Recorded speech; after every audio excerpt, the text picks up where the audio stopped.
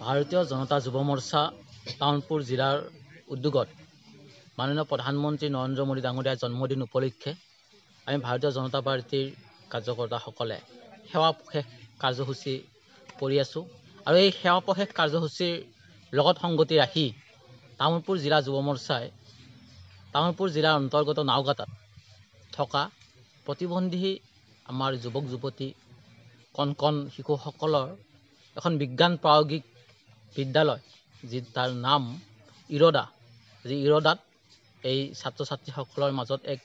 প্ৰতিযোগিতা আমি অনুষ্ঠিত কৰিছিলোঁ আৰু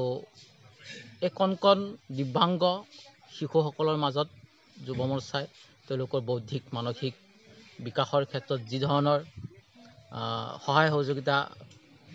কৰিব লাগে আমি যুৱ মৰ্চাই আগন্তুক দিনত কৰি যাম। ছাত্ৰ ছাত্ৰীসকলৰ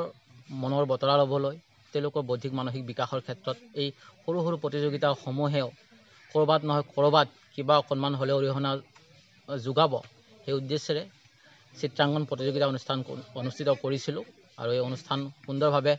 আজি সমাপ্ত হয়। আৰু এই অঞ্চলটোত আহি ইমান মহৎ উদ্দেশ্যেৰে ছাত্ৰ ছাত্ৰীসকলক আগুৱাই যোৱাত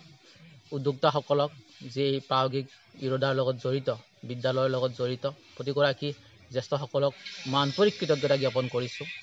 আগন্তুক দিনতো যুৱ মৰ্চাই এই বিজ্ঞান বিদ্যালয়খনৰ লগত জড়িত হৈ কাম কৰি যাব